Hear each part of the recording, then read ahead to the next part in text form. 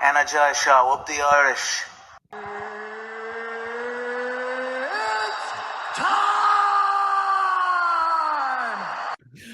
Okay, what's going on, guys? Welcome to a brand new episode of Energized, brought to you by Forest Irish Stout and Or Kings Competitions. Ross, are you intoxicated or something? Introduce the guest, man. Well, today we have everyone's favourite coach up at Fight Academy Ireland. It's the one and only Liam Shannon. Liam, how you doing, bud? Oh, good, oh, good. I don't know where the favourite coach. Pat's the favourite coach, I think. I'm the play good cap, bad cap. I'm usually the bad cap. I know that was only me just winding Pat up a bit. What's it called? Two legends up there, but Shan, though, might as well get straight into it. Things are on fire at the gym at the moment. Obviously, Paul made his debut there at Bellator. That was your first time coaching a fighter in Bellator. What was that like for you guys? What did you guys? Obviously, you've been to shows all over the world, nearly every promotion in the world. But what was that one like, and how special was that for young Paul? That was a real good night because obviously Paul's going to be a superstar, so it was really hated on their treatment before, during, and after the show. You know what I mean? They know that they're protecting their investment in terms of anything he needed. They were on the ball, and I don't know if it's like of all the fighters, but regarding Paul, like they couldn't be any nicer for us as a team. They couldn't be any nicer, and got a good positive vibe off working with Bellator. Yeah. One thing I definitely noticed on the night, which Paul got, no one else got, the walkout. You got the blackout treatment, and it changes. Now, maybe I'm getting old, Shan, though. I didn't know the rap song, but he obviously went from Grace into the rap song. But that was obviously different. Was that pre-planned now? That he got the blackout treatment, or was that something that Bellator gave to him? Yes, well, obviously, I think it's discussed a few weeks ago between Tim Simpson and Bellator themselves with Paul about the walkout. Obviously, they want to make it a and then Paul's walkout usually 8 minutes long. If you've asked me about a normal Bellator show, 99% of the time the walkouts are like kind of instant. What I call it, they're literally in the cage before the crowd can get any hype about it. Again, it was in everyone's best interest to kind of prolong that walkout, get the crowd behind it, get the hype behind it, and then obviously Paul on the stage of blackout. But that was all rehearsed the day before after the ceremonial weigh-ins. And again, it was all on pre-planned with Bellator and Paul and his manager Tim Simpson weeks ago, well beforehand. Did you have to show up to rehearsals, Liam? Did you?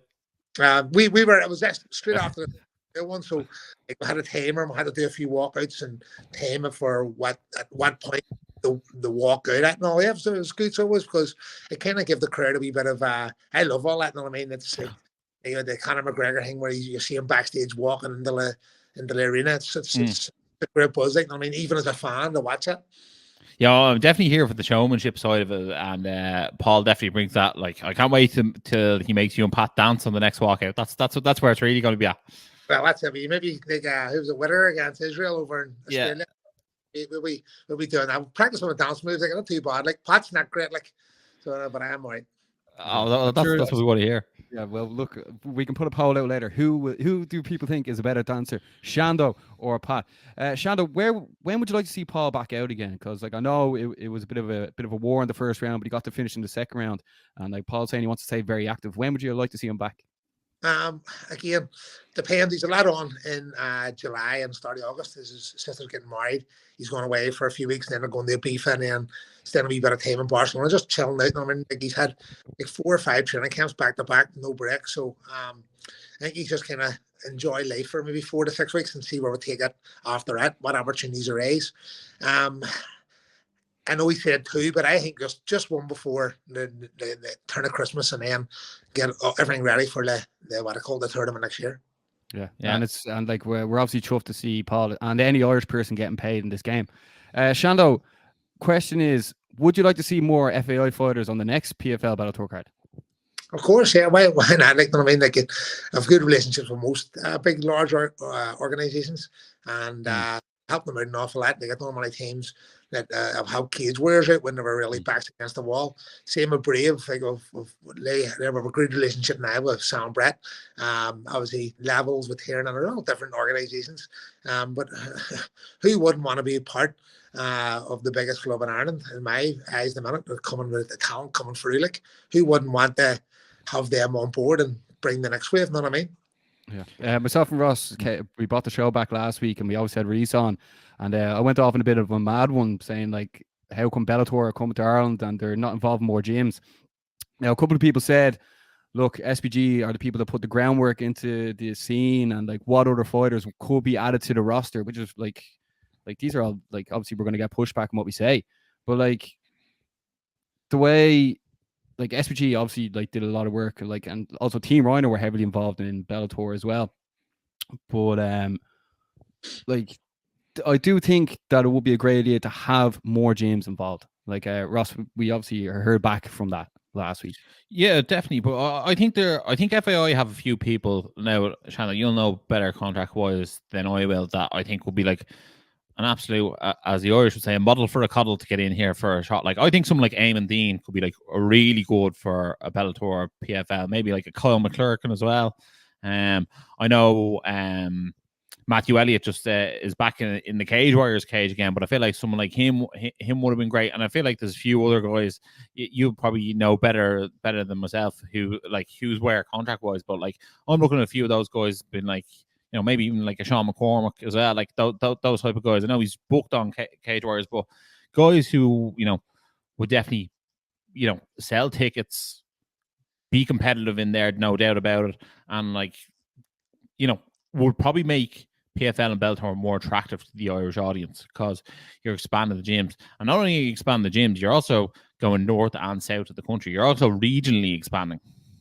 Yeah. Well, again, just to touch on the first subject, like end of the day, like I know you're saying that it's an SBG show and all, but like you can't blame them as they're getting all the opportunities, and why not grassroots pro fans? Know what I mean? To me, it makes sense. You're going to Dublin and try and have the biggest show, trying to have the biggest amount of fighters on the show. Again, you have to balance it out between a promotion and also like kind of obviously like a promotion in terms of selling a live audience something, and then obviously the television front make it a justifiable like kind of competitive organization. So it's very hard thing to try and balance out. To me, end of the day, like if I had the relationship with Bellator, I wouldn't be complaining. So at the end of the day, they're getting the fights, and then again, they're all getting paid. They're building their careers. What I call, if anything, out of that situation, I would like to see the talent. They're very, very talented guys in SBG to push on and actually start going at a few of the bigger names because they're more ready for it. You know what I mean? I just feel like, I think even the fighters themselves want that. What I call, because they're all calling out for it, and they're such talented guys too. Like, so why not? I think that's the biggest. I think that's the biggest issue I have with it. That you're seeing the likes of Kieran Clark 9-0 in Bellator. You know what I mean? And he sort of fought the same level of competition 3 or 4 fights in a row. Like, where's the step up? Like, why isn't he getting to fight outside of the Dublin shows or the Belfast shows? Like, why isn't he fighting, you know, over in the States? Same with your Dara Kellys, your Nathan Kellys. You know what I mean? Like, some of these guys aren't. I don't. Obviously, they seem to be getting paid well. They seem to be happy doing the Dublin shows, but they're not getting the opportunities outside of that, and they're not really getting the chance to mix up their game against some of the other top guys in the sport. Like, a lot of times they're fighting promotional newcomers, or they're fighting, no offense, like, but they're sort of fighting people that no one's ever heard of. Like me and Barry were saying on the last show, and like, we don't want to go over everything again, but like when Dara Kelly was fighting, you probably, I don't know if you saw this, but like the odds came up, the live odds came up. Yeah. Dara Kelly was 1-10 to win, and like, we love Dara Kelly. We've had Dara Kelly on the show numerous times. Absolutely lovely guy, top talent. But like, him being 1-10 to win a fight isn't going to do much for him. And it was the same with Nathan Kelly. He was 1-10 to win. Like, put on 10 quid, win 1. Like, that's not the competitive fights that we want to see these guys in. We want to see them be challenged time and time again. Like, Nathan Kelly's one of the last 11 fights. Some unbelievable finishes in there. Like, that guy has to be fighting someone who the fans recognize next time out. Yeah, well, that's exactly like you said there. Like, hit the nail on the head. Like, these guys, they need to be kind of going the other places. You know what I mean? But is that the promotional problem? Is it they not get any more fights anywhere else outside Dublin? So to me, it was so good for their career to start being a part of Bellator. Is it they need to keep pushed on now and start going to other places around the world and challenging the higher level guys, because they're at that. And again, as you say, like, they've had plenty of good fights as well. And doing them as an injustice at this stage of their career doesn't help either the promotion or the fighter.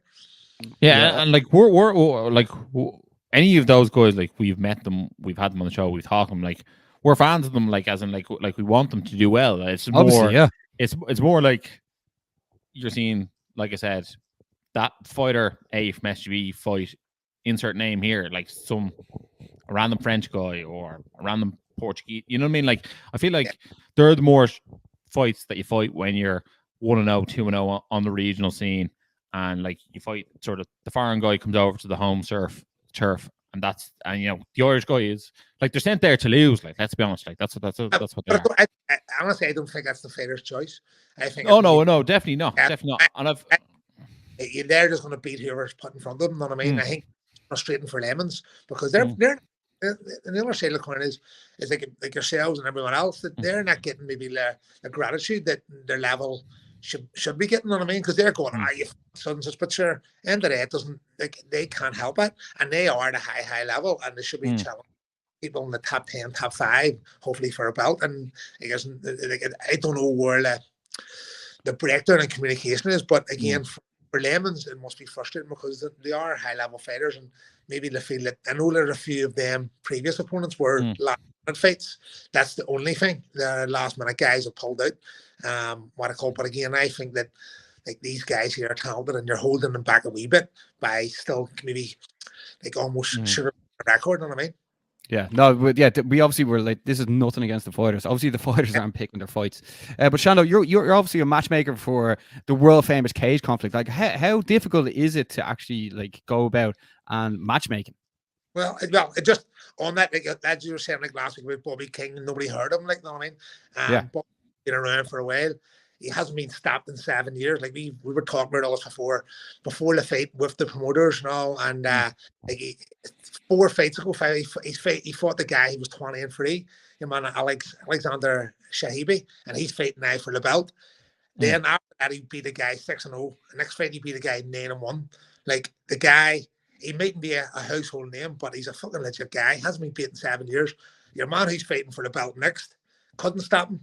And Paul went out and stopped him. So I thought it was a wee bit like kind of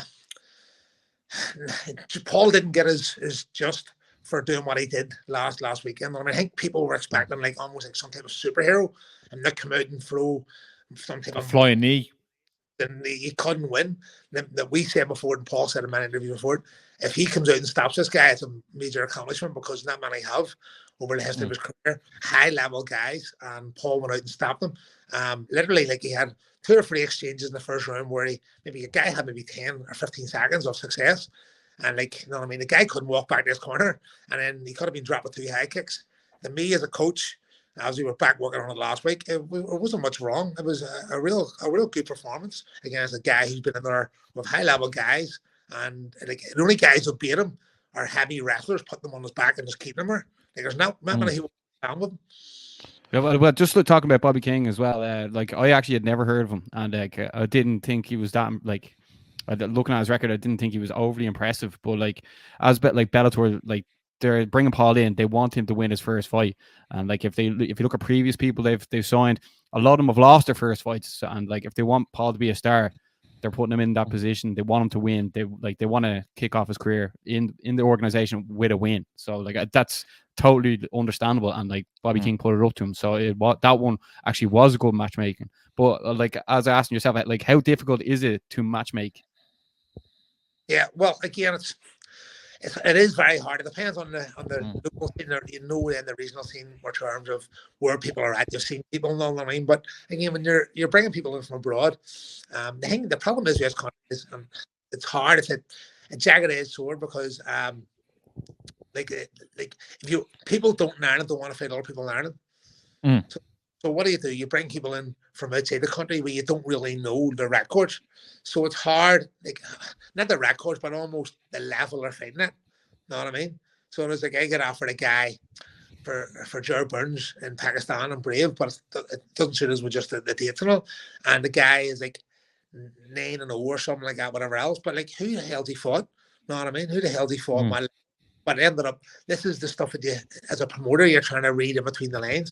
And then you're going into that, like almost doing a hole where you're going to topology. Who did he fight? And then you go into his one. Who did he fight? And you're trying to dig to make and try and catch videos on them on whatever else.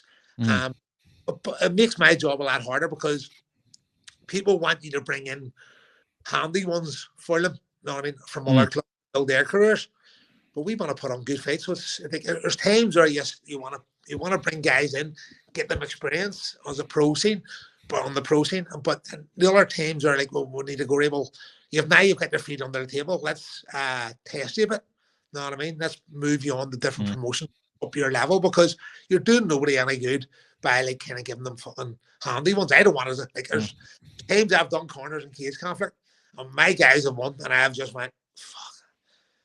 That was horrendous looking, because I'm stuck in a corner being the coach, but also a promoter. How's it look for the fan? You know what I mean? So sometimes where I go like, fuck this guy, 4-5-0 or whatever else, good amateur background. He's on the Italian wrestling squad, all that type of stuff, and he gets in, he gets pasted, and you're like, oh fuck me, he was terrible.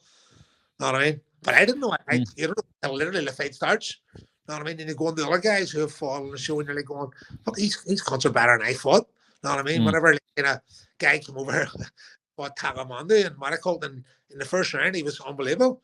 But like I'm sure like Chris probably didn't think that this guy wasn't going to really test him to that level. Obviously Tavi came back and beat in the second round, but like it wasn't the script this almost, know what I mean? Yeah, it's a real funny one, Shan, though, because obviously like you felt the backlash sometimes of people, like some media members go like, oh, you're flying in these Italians and like they're, you know what I mean, like they're cannon fodder. They're working the chipper. Yeah, like, you know what I mean, they've been brought over to lose, but like if you want to call a spade, in some ways you are bringing them over to lose, because like obviously they're fighting the guys from your gym, like, you know what I mean, like you're hardly bringing them over to like I hope this guy wins, but it's and Shelley Taka, for them, what I called Leon Hill, Alexander Sullivan, these boys here, like we're it's not just about our club, you know what I mean? The end of the day, like, of course not. And then it has to balance out as a promoter. Like, at the end of the day, it's costing thousands of pounds to bring people in. If they're going to sell one ticket, then it doesn't make any sense to me to pay £5,000 or £6,000 to bring a fella in the fight, and you don't give a fuck about the promotion. You have to help the promotion, you know what I mean? If I'm going to try and either get a kickstart to your career in terms of, like, it's hard. If you go to the Cage Warriors or any big enough shows, like they want to have 3, 4, 5 and 0. You know what I mean? So it's hard to get 3, 4, 5 and 0 if you haven't got these regional shows. You know what I mean? I tell you what, there's not many shows in Ireland that are putting on like professional fights. You know what I mean? So would you sort of recommend that fighter gets to like 3-0, 4-0, or 5-0 before you give them a proper test? Like, what would you sort of suggest? Yeah, well, I would say it depends their background. It depends the level they're at, their amateur background. Course. So, like a perfect example is Henry Corrigan. He's 3-0 now. You know what I mean? So it's like he's done regionally. Right, let's push on to the bigger shows, and hopefully that he's up to a level and he progresses. But if he's not, then that's the way it is. We can do no more for him as a fighter. You know what I mean? We'll let him run. Same as Eamon Dean. He's 2-0. He's done with Cage Conflict. We're trying to push him on to the bigger shows. He's got a big experience in K1 background. So we have no fear of even going on any shows. And again, as you say, at the very start, like we try to get him on the Bellator show, and that's with no success. He'd be a perfect face for Lemons, great atmosphere he brings to the show. He has a lot of eyes on him, a lot of big fan base. So like 1, 2, 3-0, tearing him a moose straight on the levels. You know what I mean? He didn't even have a pro fight, although he was supposed to have one pro fight in our show. But yeah, same as anything, or reinvent people's careers. Like if it talks like Sean McCormick was on I think he was 2-1 or 1-2, and then we couldn't get him back on Cage Warriors. So we got him a fight in between to build his confidence back up. They give him a bit of a challenge. They go back to the bigger shows and go, look, listen, we've got a better record. Will you help us here? You know what I mean? Because I think these guys just we don't have nobody like our Cage Conflict is other people's Bellator. Yeah, I've been to the show. Like I would say it's definitely the steadiest show that's putting on pro fights. And like if someone asks me like about Cage Conflict, like, well, you know what you're getting. You know what I mean? You're going to get a very large contingent of FAI fighters fighting the card. You're probably going to get 2 or 3 pro fights at the top of the bill, and then you're probably going to get like a really, really spicy amateur fight, sort of headline the amateur show, like, you know what I mean? Like, you know, that Tiernan Lochran versus Max Ali, like, that probably had more eyes on it than most of the pro fights, called that year. It was brilliant. And like, look, we have seen some like top matchmaking from Cage Conflict, like when Scott Harvey fought Yankov, you know what I mean? Like that's a great domestic scrap on the pro scene. It's hard to get. Or Burns, or like there's been so much high level guys won the radar. Yeah, Jerry Burns against Stanka. No, that's you might can't. Mararu George. Mararu George, sorry. Yeah. I don't know anymore what I call it. No, but again, and the amateur scene, as you say, lads, in the amateur scene, people will take these fights. Now, but on the pro scene in Ireland, like I'll show you messages that I've offered serious money for people. The fight, like the last 2 shows ago, before Christmas, 3 shows ago, Eamon Dean's guy pulled it, and we offered all sorts of money for people in Ireland to fight, and they ducked him. Know what I mean? And I was like going to myself, and the same guys were getting offered 6 times less money on other shows, and I was like going, are you fucking serious? Like, what do you just want? You know what I mean? This is ridiculous. But I don't know what the problem is. Just in Ireland, a lot of the Irish guys don't want to fight the Irish guys at pro level. They all think that they can make a career of it. But again, if you're good enough, you will raise the top no matter what. Yeah, absolutely. It is definitely a tricky one. And like, as much as like in the past, you had the odd sort of lopsided match, but like also that comes to last minute pullouts, like etc. And they're the things that maybe people aren't given credit for. Like, at the moment, like, I've messaged Declan Ken about it, and like, I think Cage Legacy put on a great show, but Conor McCarthy's fighting a guy who made his amateur debut in May this year, and he's pro. Like, Conor McCarthy's one of the best prospects in the country, and like, I just think that's wrong. Like, I feel like your man might get seriously hurt fighting someone like Conor McCarthy. Like, he's got beautiful striking, great boxing, and like, look, obviously your man's knows what he's signed up for, but like, I just think sometimes you need to protect these guys, and it's the same with the likes of Nikola Ivanovic. We've seen him be rolled out time and time again, and like, I understand you get a last minute pullout, and I'm not having to dig a Cage Legacy. I thought when PFL did it, I thought that was actually far more disgraceful, the size of the show that they are. Like, you know what I mean? They want to be called the co-leader, and they're rolling out 0-7 against a 3-0 guy. Like, that's not co-leader to me. But like, I think like when you see that, like, you know what I mean? The thing is, I was only saying to someone today that you want to really call it out, and you want to say how like disgraceful it is, but also you don't necessarily want to take a payday away from someone like Conor McCarthy as well, who's a nice fella and he's looking to get in there and, you know, do his business. But again, I don't think Conor McCarthy beating that guy does anything for him. Like, he's going to go in there and like, he could probably finish him with whatever tool he wants in his arsenal. You know what I mean? I just don't like understand that. Well, I like for talks like 2 shows ago, the one we done for Ryan Curtis, that one there just had the guy who was supposed to fight Tiernan didn't get his passport, and the whole lost story. Load of also, you probably honest, you know what I mean? But he let me down. I ended up losing thousands on flights and hotels. I ended up Reese came to me with a guy who had fought on the Fight Project last year. His record was like horrendous, and he's like, "This guy will fight for a couple £100,000," and I went, "Mate, absolutely not. No fucking chance. Absolute joker. I don't want to bring the level of showdown. I'd rather tear and wait it out.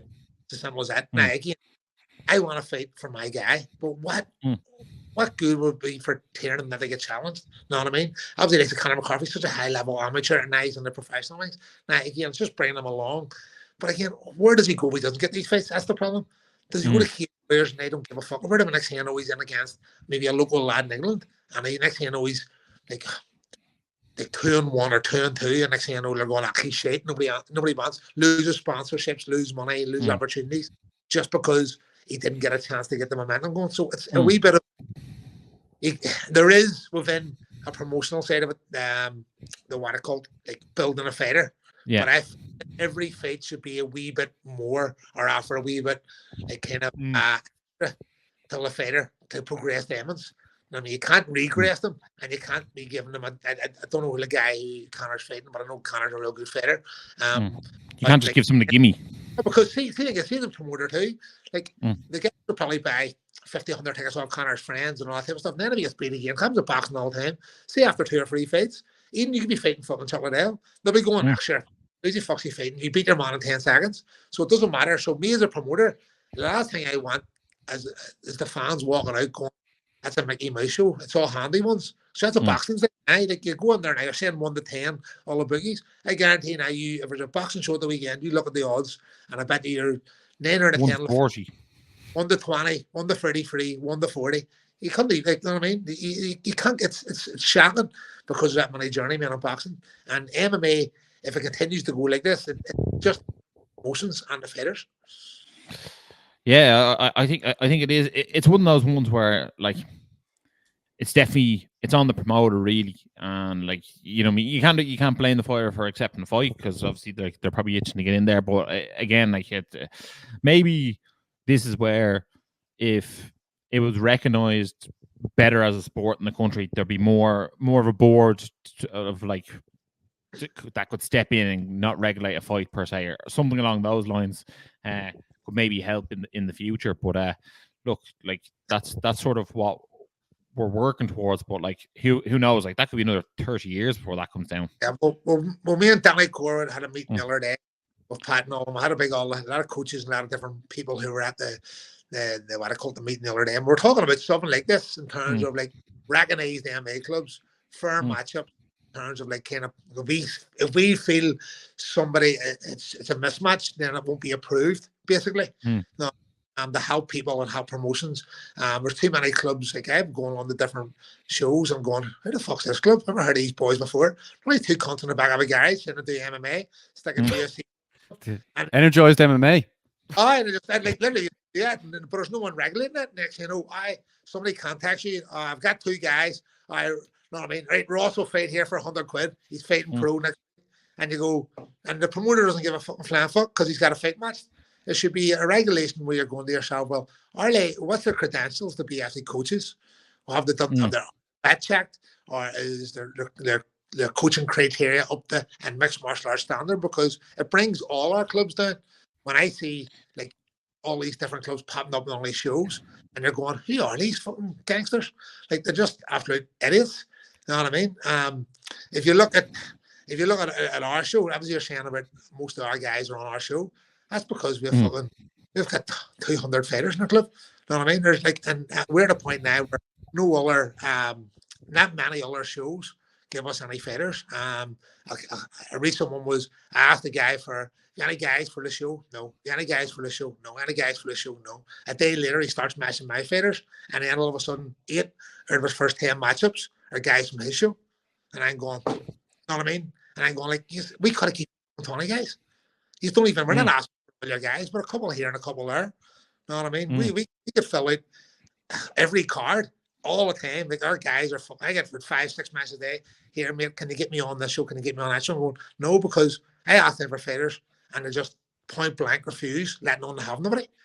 And it's absolutely ridiculous. And I'd love to get our guys. Like, I don't want to go to England. Pat doesn't want to. We have fucking families and kids, things over here to look after. I don't want to be going to get a fight for Kane Coogan or the young James Wallace getting announced or Damon McGuigan, all these young amateurs. I'd love to have them on shows in Ireland where it's not as bad. The problem is that like I would love to help more shows down the south, like some Premier or Kay's Legacy. But the thing is, all these guys are 19, 20 years of age, and you're not asking them to fight on the show. You're asking them to fork out £1,000 to fight. Know what I mean?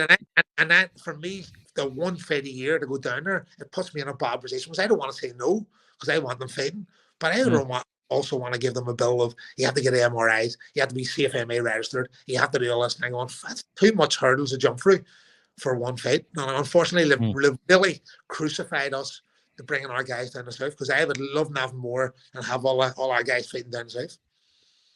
Yeah, I think obviously, like you're stuck being a rock and a hard place because obviously the safe MMA is good, but like the costing is just astronomical. You know what I mean? Like there needs to be the biggest sort of balls.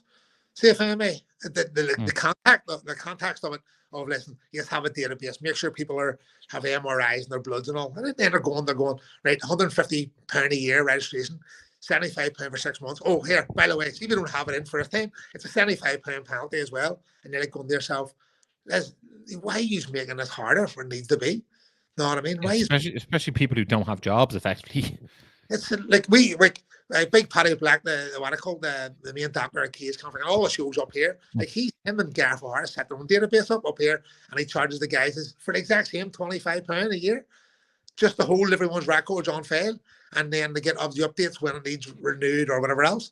And I'm going to myself, why not safe? It's to me, it's making MMA down the south so hard for younger guys and so hard to get. Like that's why a lot of the guys go to IMAF. It sounds like a money making racket, to be honest. Well, I will tell you that, and I'm sure the guy's got a nice car driving about it anyway. Do you think? Yeah, definitely.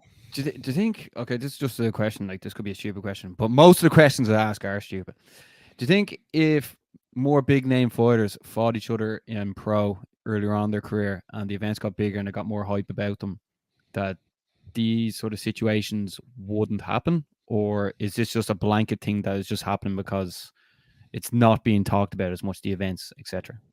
Well, I'm glad you asked that. The answer is no. It wouldn't change? Okay.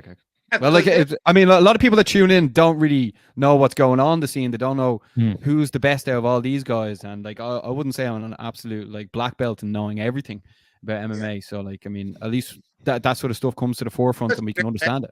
It's such a great question because it is something that for a fan, it would make perfect sense. Let's go and get such and such against such and such. You know what I mean? For talk's sake, let's go and get Tiernan against Max Lally on a pro fight. Fuck me, a promoter's dream was sell out their but then really in the reality is it derails one of their careers. You know what I mean? Like that's what you get. That's what people are trying to avoid at an early stage. And then when they fit them down the lane, then so be it. You know what I mean? Like I had this conversation with Paul Fogarty of Ger Harris against Jared Burns. And it was always twice they were meant to fight. And I went, see, to be honest, I didn't even want them fighting. Because I am so fond of Ger, and obviously I'm so fond of Ger Burns. So like, I don't want either of them to lose any momentum in their careers. Let's keep them apart and let them go their own ways. So it is. So like, it's a fun. I think it would have been less interesting in that fight if they didn't both have the same name. Yeah, but that's it. But as a fan, would I not love to see it? You fucking bet your balls. I would an absolute barn burner. As a promoter, I would fucking sell out the damage tenfold. You know what I mean? It would be absolutely madness. But as like what I call a coach, for me, like, well, like what a workout for who would win, and then where does that leave me if it didn't go our way? Right, I have to now fight 6 more times to get Jared the opportunities to get on these big shows. Like we went over this night again. This is where it all happens too. This is what don't see. We went to Sweden and we were absolutely treated brilliant. Going over, fought a guy. We went into the guy's office of the promoter FCR, and the guy on the wall had a photo who Jared was fighting on his wall. And I went, "Fuck, this doesn't look good, mate, does it?" And I said, "Jared's fighting your man. You have a photo on his wall." And then if you watch the fight back, Jared Burns on a second pro fight was taking on a real advanced striker and beat the absolute crap out of him. The commentary on the show was so deflated. They weren't even, Jared took him down again. They were so deflated. At the end of the second round, the both says, well, Zohan has to go out now and stop him this third round. He's 2 rounds down. And Jared lost by decision the third round. And I think, and the guy kept contacting me for fighters. And I went, mate, 0 chance I'll ever have any guy on your show ever again because we were fucking blackballed. Jared Burns now 5-1. 6-0 is a lot more marketable than 5-1. Oh, absolutely, and he's done incredible things over in Brave, and like we keep on saying title shot, because like why not? Like, you know what I mean? I think any promotion would love to have an Irish person there, and I think that's a massive thing as well in Irish MMA, because like as much as there's as many gyms and there's as many talented fighters, you know what I mean? Like realistically, like it's probably about 10 head coaches with pro fighters now. Like obviously I'll include yourself and Pat as one sort of thing, if you know what I mean. Like there's about 10 gyms with like a multitude of pro fighters, and like realistically, like it's actually not as big of a pool as you'd like. Well, not as maybe not as you like, but it's not as big a pool as you might actually think when you really go into it. And like, to me, yes, I love the Irish on Irish violence. Like, you know, anytime as a fan, you're like, yes.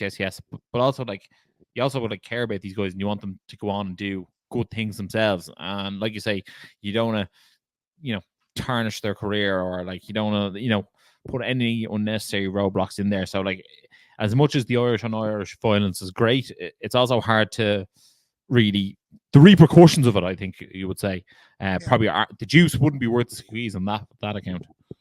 Well, do you think, like as you say, like there's so many clubs in Ireland, but obviously having the professional stable, there's not that many, to be honest. But you look at the clubs that maybe have a few, maybe 1, 2, maybe 3 at most. That's their golden goose.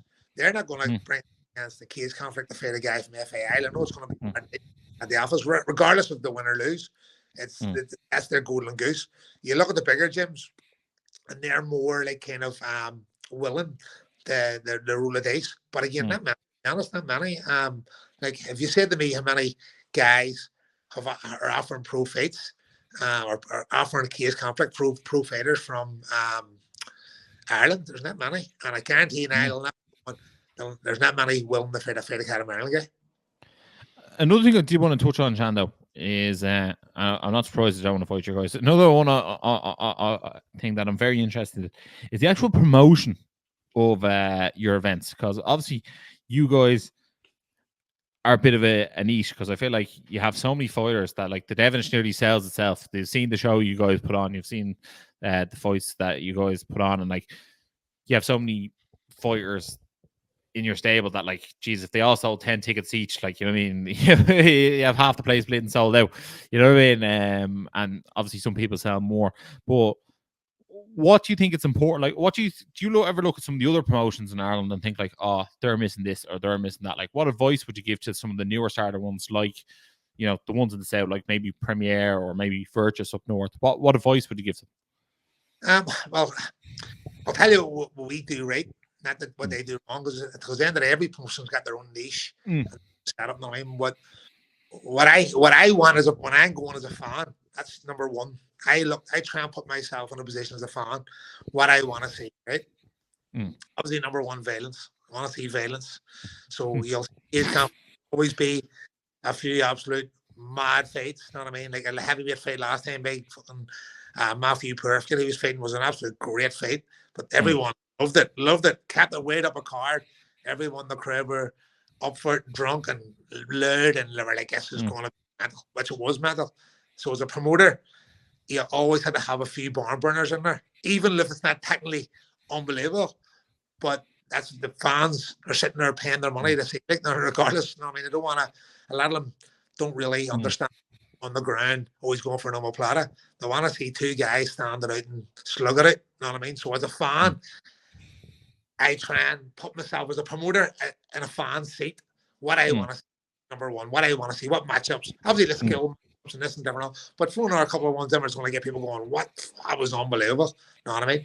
Number two, I want an atmosphere where that's why there's only a wee bit of seating and it's all standing. I don't want it like you're getting into a hall where you're clapping. And like I go to an awful lot of these events and you hear pin drop.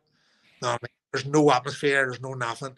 Like the shows that previously the Devonish, they were serving food, they had tables. I was like, this is not, I want people to come in here.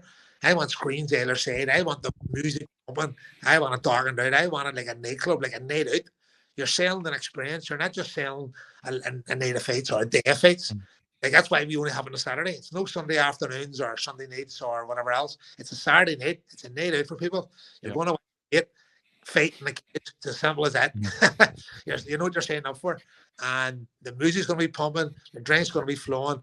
And there's going to be loads of violence mixed in with a lot of good technical fights.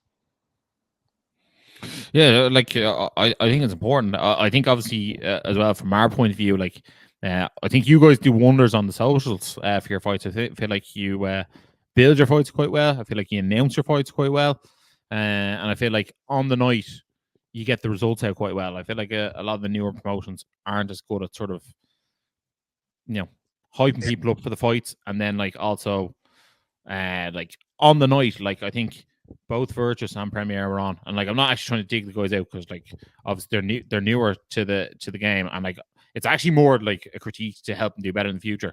Like I was like going through like random fighters' Instagrams trying to find out, see a picture of someone get their hand raised to find out who won a fight. You know what I mean? Like you need to let the people at home know who won what fight to make your organization more interesting.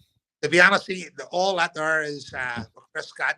Like he is on. Like he helps us. He's helped us when we first started, and he's been good. And he would say to me, "Listen, come up with ideas like, see, once it's done, I'll straight away I'll collaborate with you." So now me and Pat are on about doing corners. So one of his, obviously we're both on the Instagram page. One of us always accept the collaboration on the list as and when we can in between fights, or then 8 corners in a row back to back. But that's truly down to Chris Cat. He's the man for it. Like, and I mean, he keeps happy at, and because he's like, well, his social media, he's so clued on that he knows exactly what you said, what the fans want to see. If they can't get to the fights, how do I get this information out there? And he takes all that pressure off us, so he is the man for it. Like. And do you think it's worth having someone like that for your show? Like he's probably worth every penny for you, is he? Oh, every like when he does all our photos, I would go to him with an idea. Like the idea for the next show, for the 2nd of November, is unreal. I can't wait to announce it. Might announce this weekend. What I called. What did you announce it now, Shando? Well, this next one is the 2nd of November. Cage Conflict. It's 14 now. The Reckoning. So it is. So it's a wee bit of like kind of graveyard feel there, like, because it's over just past Halloween. So it's a real good like kind of template for our posters. And again, I would sit down with Chris and I go like, "Listen, I have this idea," and he would run with it and come back to me with ideas, and we'll go boom, change this, do this, and then we'll both kind of agree on something. But it's so good, because at the end of the day, like, that's what it is. It's about selling an experience, and people love their photos as well. And people up, you just stick a photo up on a random picture with no effort, like, it's not really good as well. You gotta show that, like, you're professional in every part of your journey as a promotion. You know what I mean? Like, because I know I've been with promotions and they haven't looked after me as a fighter or as a coach. And when I bring guys over or thing, I would always look after them. You know what I mean? So a lot better than the bigger organizations, to be honest. Yeah, Shando, I just piggyback off that. Like, I do think Cage Conflict do a good job in it, and roll on November 2nd, Cage Conflict 14. Like, there's going to be an award for the person with the best Halloween costume. Yeah, I think just another couple of things. I think obviously, like, you're like your Virtues' what is Premiere. it? Premiere. Like, I feel like they're just sort of starting out, like, ish. So I feel like they can improve. There is room for improvement. So there's just sort of things like your Clown Wars and your Cage Legs. I think do an all right job. I think they could improve as well. I think everyone could improve. I think we even could improve. But like, I think it's just very important when you're trying to sell tickets. It's very important the way you make sure the collabs are all there, the tags are all there, the fighters are like going to collab and co-promote this, whether it be they sell one ticket or one pay-per-view link. I think it's all very important that everyone sort of does it as a team. So basically, when you're signing up, you're here to promote as well. Like, well, I think is that also too is it like Premier had a great show at Coliseum. It looked unbelievable. Yeah, so that's what I mean. It looked class. I was like, I would have liked to just seen more of it. Yeah, a wonderful job. I mean, I haven't been to Virtues, so we have had fighters on it. I mean, but again, like, I don't know why sometimes a lot of these shows feel like it's a club night out rather than actually what I call it, an MMA promotion. It's more like a club show. So it is, where it's got that feel for it, where it's just maybe a few of their own guys on the show, and it's not really, there's not much hype about it. Where we try and make it about every club. Unfortunately, that obviously what I call, we can't give as much. Like, if I have 30 guys asking to get on my show, then the majority of my guys want to get on the show. So it is. You have to look after your own first. If I get a guy from Waterford and a guy from Clonmel up, it may be a brilliant fight, but to be honest, like, how many tickets are they going to sell? You know what I mean? So it makes more sense to me to have half of the opponents a local guy. You know what I mean? Not even just Mark Club, maybe like some Danny Core's gym or Steve Moore's gym or whatever else. So you're going to get some type of atmosphere at the fight. I don't want everybody walking outside to have a smoke or go into a bar. Because, like, if you've seen that Bellator show last week, you can literally tell what fights, right? Well, they'll not be like all them Russians, unbelievable fighters. I mean, all these fights are so, but nobody gives a fucking flying fuck about them, to be perfectly honest. In Ireland. Yeah, that's the thing. The Irish people just want to see the Irish people fight. I just want to say another thing as well. For promoters checking in, like, obviously myself and Ross love the Irish MMA scene, and if you do want help, make sure to reach out to us. Shando, there's a few more things we want to talk about, because we're nearly like cutting into your sleeping time. We know you need 12 hours sleep a night.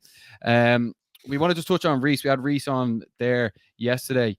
In our most recent show. When would you like to see Reese back out? Long answer, Paris. Short answer, Paris. That's what we want. We want Paris. And like, if there was something that, like, obviously this next fight is like, obviously every fighter's biggest fight, but for this fight, like, what would you sort of want to do with Reese? As in, like, is there anything in particular you want to improve on, or like, would it be training more or training less, or recovering more or recovering less? Is there anything you sort of change? Oh, well, with Reese is, to be honest, it's sort of confidence. It's a confidence factor with Reese. Like, you know what I mean? If you see when they're backstage with Reese in the UFC and they're all that, they kind of, the whole week up leading up to the fights, when he's doing the pods with, say, guys who are doing pods, like, it's like he looks phenomenal. His grappling, his everything is like top notch. It's like, the thing is, confidence and momentum is so important in this game. Have you seen Merab? He lost 2 of his first 2 fights in the UFC and got a win. And next now he's one of the best fighters. People don't even remember he lost his first 2 fights. Probably on the verge of getting cut. You know what I mean? To be honest, Reese has had his UFC career, he's nothing to against 2 high-level guys. You know what I mean? He went in with your man Luesa in Paris, and he was 10 seconds, 15 seconds away from stopping him. You know what I mean? And then he went in against a high-level striking middleweight coming down to welterweight the first time in 10 years, trying to resurrect his career, who, remember, had co-headlined 2 UFC shows the previous year. You know what I mean? So, like, Reese has been highly tried. Take away his first 2 fights in the UFC. I don't count the first No, one, because, like, I think that Reese was a child. Reese was a kid. You know what I mean? He just got there on pure grit and natural talent. He is only starting to learn the last 12 to 18 months proper MMA. He says, your career's only starting now. I would love to see him in Paris against a guy who's starting their MMA career and getting on the early prelims, maybe the first fight, out of the road, and going and just putting his hands on people and see once he gets his first win. Like, there's no, like, in Reese's head, he's going, I want to fight Vicente Luque. I want to fight him. I have no qualms to beat these guys, but I need to get that momentum going, him to feel at home in the UFC octagon, him to know he can put these boys away. And that's just a matter of getting the first one over the line. When he does that, like, he is going to be a different animal. But again, momentum is everything. And Reese is too ballsy for his own good.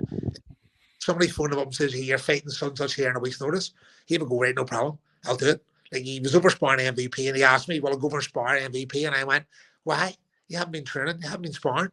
And then a couple of days later, he says, oh, I really want to. And I went, okay, no worries. And he says, no, do what you want, but be careful because we know where you're going. And obviously, you're not really in training camp. He's about to peak. You don't know what energy he's going to be out of sparring. I think God Big Jordan was there too to oversee everything as well. But again, like, he's just a scrapper. You know what I mean? He doesn't look like a scrapper, but he does his face. Like, he looks like he'd be with 2 pounds. But he's just, I'll fight anybody. I'll spar. He'll just do it no matter what. Doesn't even think it. He's a real die-hard attitude. But me, sometimes as his coach and Pat as his coach, we have to go, right, but hold on. Let's take a deep breath here. We're not going to step up last minute here at the UFC because there's no point in it. Let's just give it a reasonable date and let's train for this date and let's hope that they're going to give us a few reasonable options. Yeah, I heard you talk about Paul, saying that Paul had that real bad bastard in him, I think you said. Is that the right term to use? Yeah. I have no idea. Like, on the other side of the scale too, like, there's when Paul gets signed for PFL, and then when we were told that obviously he was going to have maybe 1 or 2 fights in Bellator beforehand, like, his first 2 people he called out was Patricky Pitbull. You know what I mean? He's, I want to fight him. Simple as that. So he's the complete opposite of everyone else on the show. He wants the hardest fights. Do you think Bobby was the first name on Paul's lips? Paul wants to fight Patricky Pitbull and then call out the Nurmagomedov for the belt. You know what I mean? So he just goes, I'll go at all these, and he would do it too, like, you know what I mean? But Paul is, again, he's like, he says, even backstage, before sparring, anything at all, you see it in him, he goes, like, his famous statement is, I'm horny for violence. I'm horny for violence. It's like, I can't wait to start hitting people. You know what I mean? Yeah, I think myself and Ross would probably agree with this. We'd like to see the way Reese was against Jimmy Wallhead. We'd like to see that Reese going in next time out, and then, like, there will be an undoubtable W coming Reese's way. Ross. But again, because he had a few fights in Cage Warriors, he was in there as a confident fighter. That's all he needs in UFC. But go ahead, yeah. Yeah, no, well, I just think I don't want to say he's been done dirty. But I think he's just had like he's the first. The first stint in the UFC, like obviously he fought Hamza on like 6 days notice. That's a joke. Like if you offered every single fighter on the roster Hamza on 6 days notice now, they'd all say no to him. And then like, and I don't even count that one. Like then he lost like a competitive decision to Morono, but then like he came back and he fought Lusa, and like you said, like Lusa was like became Usain Bolt for the last 30 seconds of that fight. He was running away like there was no tomorrow, and then Chiji like. I suppose for Reese as well, like he's probably not used to fighting someone taller than him as well, and someone like who's like then like longer than him. But it was like an awkward fight, and I felt like he was a bit slow out the gate, and you know what I mean. I feel like I always say to Reese, I go, well, you know, a lot of those fights would be different if you fought for 5 rounds. Yeah, well, I think that's a big thing. I just said he's a 5-round fighter, which because he's been fighting in titles all his last load of fights anyway. But like as you say, the first fight comes at he took it in no lose situation. Get himself into the UFC, well-earned fight. I think he's getting to fight that time for the Cage Warriors belt, but he was an R grappler, so like, he's going to himself, well, rather than beat one grappler, I might as well go to the UFC and beat the best grappler and maybe get my foot straight in the door and they'll look after me. The problem is that he didn't get looked after. He fought Morono, who had like I think it was 13 fights in the UFC up until that point, and then obviously Reese lost his wallet down the back of the cage too. That didn't help Miller during the fight. Remember, he lost his wallet. You know what I mean? And I had to change the rules because the now make you bring 2 gum shields out to the cage now because not a lot of people know it. Yeah, it went down the gap. Yeah, it was so down. It was so deep in the gap to find Pat McAllister's wallet too down there. That's what he has a Bentley. Actually, speaking of the Pat McAllister wallet, I saw yourself, Paul, and Pat went out for dinner there. The golden goose question is who foot the bill? Well, I actually got that bill now to be honest, but Paul usually takes it out, but I got it. It was my friend's restaurant, so I got it. What I called, so it was good. And I wasn't feeling too well. Still not feeling too great like myself. Only first day back to work. What I called, but yeah, it was a great night. It always is me. What I called Pat and Paul. What I called, so it was good night. It was good. So it was he. I think Paul he left us about 11 and went on done some Brazilian dancing or something. He's talking about Brazilian dancing. I don't know. What, capoeira? I don't know why he's doing it. I don't know. He's something. I don't know. He said something about Brazilian dancing. Maybe I've got it wrong. I don't know. Or maybe it's... Man, you're absolutely out in Paul Hughes. Yeah, we'll have to find out. He's going to be on. He's going to be on Dancing with the Stars next season. He can answer the equations. Wait. What's it? Well, he's trying to get on the Pleasure Boys, is he? Just a couple of more people we wanted to discuss briefly with Shando, right? Paddy McCurry is on this season's The Ultimate Fighter. Like Paddy's have to come back now. Obviously, all the results aren't out. I'm sure you know exactly what happened. But what's he like since he's come back from his trip to Vegas? Oh no, he's Paddy's flying. He's sparring a day and all. He was up last night. He probably went in the gym as well. Paddy's just taking over. Obviously, we can't do with no time scale in terms of it'll be September before we can fight every game with Paddy, regardless of how the show plays out. They're tied in their contract, so we're just kind of taking Paddy over, putting solid muscle on because obviously he is a middleweight. He was walking about 85 kilo when he fought James Webb. Then he just beat that night. The big issue for us was he had 2 Nandos the night before weigh-ins, and he was 85 kilo. Webb was 102 kilo. So now the thing is putting muscle on him and obviously homing his skills. But he's still a young lad. He's growing into his frame. Now he's about 102 kilo, 103 kilo himself. Now his head's about 45 kilo of it, to be honest. But what I call he gets his realised when he went over there and the other fighter here, he realised that what I call that he's able to take everyone on in the world. Like there's nobody out there doing stuff and he's not doing. No, it's great to see him on it. When you get a call like that, obviously he's young in his career. Was there any hesitation about it, or is just that's an opportunity too big to turn down? No, it didn't. But Paddy is only downfall is immaturity in terms of he's still young. Know what I mean? So like it was a win-win for us. Go over there and whenever it's like putting the car for an MOT. If he gets beat, then we'll come back and we'll work on what we need to work on.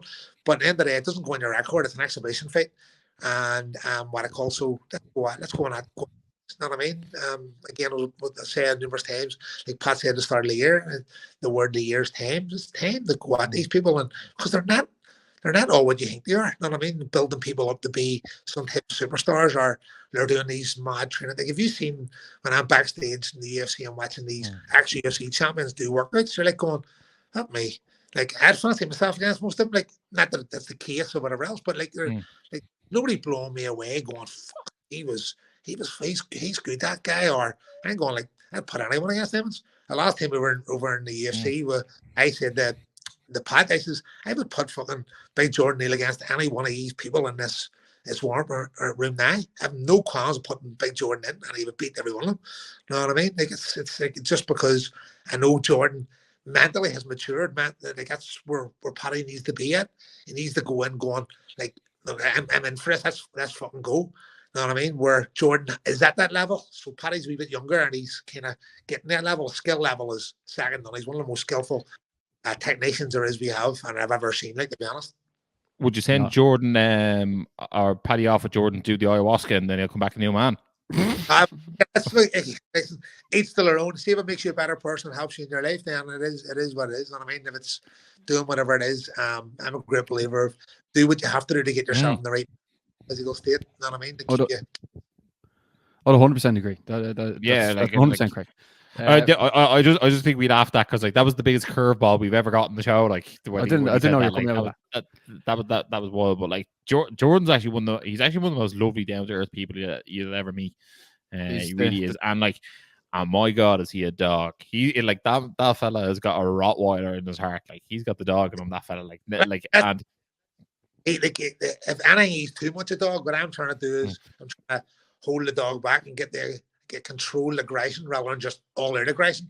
So sometimes he's willing to get in a mad fight that he forgets that he's technically better than the people. Know what I mean? So it is. And that's what with Paddy is that I want to get that out of Paddy. He's so technically good that sometimes he forgets to be a dog where he can be a dog. You know what I mean? He's one, like, he's an Paul Hughes. He's evil too. Like, we've done a thing last year, and one who, if you were in a fight in the middle of the street, name the top 3 guys at the gym you'd have on your side, you would ring first. And Paddy McCrory was number 1 on everyone's list, because he's like, never watched the film The Town, and your man Ben Affleck comes in and he goes, right, we're going, guys, your man doesn't even want to know nothing, right? Let's go and get them. That's Paddy McCrory. You don't even have to ask anything, what you're going to do, who you're going to see, what's involved. He has your back, like, you know what I mean? Yeah, just a couple more hard people. As nails. Just a couple more people I want to touch on here as well. Shando, Tiernan Lochran, he's back in August, and also shout out to Tiernan's family. And we're sorry to hear about the passing of his granddad as well. But on Cage Warriors, it's obviously come back. We know that Matthew Elliott is already booked. Like, what other fighters should the people tuning in now be expecting to see in the next Cage Warriors, either London or the Manchester card? Well, we were trying to push, me and Pat, for them 2 shows was obviously Scott Harvey, Sean McCormick, and Big Jordan, and Matt, obviously. So we wanted 4 on them cards. We were supposed to go to China with Jared Burns and Brave the end of July, but they announced last week that they're moving it till the 9th of August, which doesn't work for us because Jared's best man at his brother's wedding on the 10th. So logistically, it didn't work out for us. Just have the wedding in China. No, exactly. Yeah. So he's a mad, like, George, a mad contact. I mean, I swear to God, he was sending me flights from the arsehole in the war in China to get back to Belfast.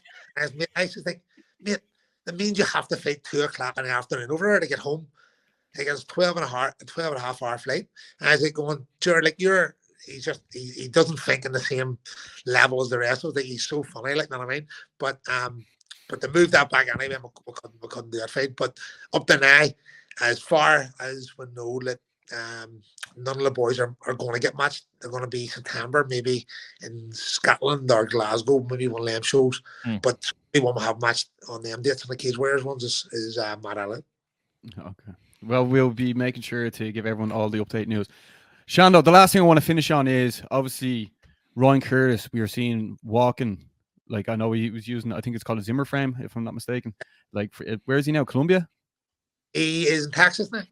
Oh, he's in Texas now. Like just seeing it, like we're not going to get into everything about this, but like just seeing from the injury that he had to where he is now, like what way would you describe that? It's absolutely like kind of when you put yourself in that situation, like when I went into hospital the day after the operation and see it, and I broke down and I came back to my family home, and after being all day in hospital the same, and I couldn't, I literally just cried my eyes out the whole time, just seeing such a person you care so much for being so vulnerable in that position, and not hearing the stuff that the doctors and the surgeons were saying, that he'd be lucky to even sit up straight again. He'd be lucky to, in the best case scenario, he'd be able to be in a wheelchair. It was absolutely heartbreaking. I mean, it really was heartbreaking. And then to see his mental ability to overcome all these like kind of adversities, and people ruling him out. You know what I mean? We never ruled him out. You know what I mean? I remember standing in the hall with his big friend Dylan, one of his best mates, saying, "Don't listen to these." You know what I mean? How do people know? People don't know who Ryan is and what he can do. And he's proved everybody wrong. Not us, because we knew and we hoped, obviously, that these progressions would happen. But like everybody in the medical terms are just blown away by it. And like obviously he was over in Colombia getting a stem cell treatment. He's now in Texas doing advanced rehabilitation. And then we'll see what happens when he gets back. But like it's mind blowing. I was down just before he left to go to Colombia, and he was in his Zimmer frame walking up the hall. And like I was like, "Oh man, this is like, you're not going to get any worse. It's all going to be better from this. Like it's not like a snowball. Next thing you know, you'll be walking without the Zimmer frame. Next thing you know, you'll be walking faster. Next thing you get upstairs and downstairs, and it's just going to snowball the momentum of your progression. But like no matter what, if you said you can't do something, he'll prove you wrong, and that's where I see his future. I talked about this the other week. He's saying like, I'm made able to work ever again, bro. And I went, mate, what is work? Work is what? Climbing up and down ladders, bricklaying every day. That's not work. Work is whatever way you want to make money and way you can provide your family. So he could be doing like kind of talks or going around and doing motivational speeches or like doing online stuff. He wouldn't know what he could do, because like there's so much people that are fond of Ryan, and so much people that he is inspired for his story, his progression. Like he is built different, and he will have whatever he chooses to do. He will have a very successful career, and he will have a full recovery. In my eyes, one day he'll be back on the mats, maybe not competing, but he'll be able to do jiu-jitsu or kicking pads, hopefully down McCallie and all down DCA. There's so much there that I am looking forward to, and in 6 and 12 months' time, where he will get to. You know what I mean? I actually have been so blown away by Ryan Curtis on so many different levels. Not only on like the physical level of what actually happened to him and where he is today. That alone is incredible. But like the man's mental fortitude, like when people say, I feel like the term, like people go, "Oh, he's built different. He's built." I feel like people say that, but like I actually don't know if I know someone as mentally tough as that guy. Like to go what he's gone through, and then like the personal heartache on the other side. Like he's obviously having, you know, people around him like let him down when he needed the most, and they left him and stuff like that. And like he's come out and said that himself, so that's not breaking news or anything like that. And like, you know, for those closest of you to let you down when you need the most, and like the thing is, like, he's never ever played the victim card. And like a lot of people would in his scenario, and I've seen people in his scenario play the victim card. He is not. He is an absolute inspiration. He is like such like a beacon of light and a beacon of hope for people who have been in his situation.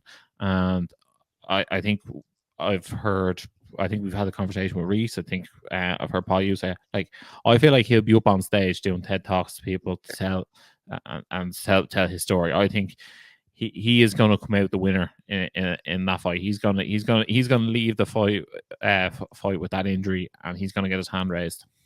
Yep, definitely 100%. And I think he's probably the same size as Ted too. Who'd win the fight, Chando? Who would you back? I don't know. The two of them have a very vulgar language on them, to be honest. Absolutely, and that's the other thing. Like the personality that that guy has is so infectious. You know what I mean? Like you just know. Like he like I remember Reese was headlining Cage Warriors, and there was a vlog or something done, and then Ryan Curtis there slagged him saying, "You're lucky I let you fight on my card." You know what I mean? Like just like he's so funny. That's they say it. He's infectious that way. You know what I mean? But again, that's the Ram we all know, and he's still there. It's just obviously he has ups and downs, but that's the guy who'll be back in the match. You know what I mean? That Ryan Curtis there, and wherever he goes, you'll have a lot of support in terms of what he wants to do as a career after this. I'm sure the people in Colombia and the people in Texas didn't want to let him leave. Like, I'm sure they were like, "Oh, let's hang on to this fella forever." I love him in the hospitals, to be honest. Like the hospital, all the staff, they couldn't get enough of him. You know what I mean? Because he would have you talking for hours. Like you go in for an hour and you're 3 hours later. Like you'd have you talking for hours. But what I call he's such a good character. Like definitely is. Yeah. We can't wait to see what happens next with him as well. Yeah, and Shando, is the GoFundMe still going for him, or what way is that working? Very, very important, obviously, to GoFundMe. You know what I mean? All this treatment's here and an awful lot of money. Obviously, we have a few things from him as well, and we'll give him the money. But every last penny is so vital for him. So again, try and do more stuff as well for him coming out shortly. GoFundMe is his name, so he has access totally till it now. You know what I mean? And every last penny, no matter how big or little, is so important for a stage for his development. Yeah, absolutely. Sure. If you do anything today, maybe buy Ryan Curtis a coffee. You know what I mean? Send him $5. You know what I mean? Like it will go a long way. What a guy. He really, really is. I think the fact that he's dope, that was trained up in FAI, I feel like he really does touch everyone's hearts, because he was he's a staple of the MMA community down here and up north as well. So like, what a guy. What an episode, guys! What an episode! I forgot to mention that I actually forgot to hit record, so we might have to do this all again. But he's taking the piss, Shando.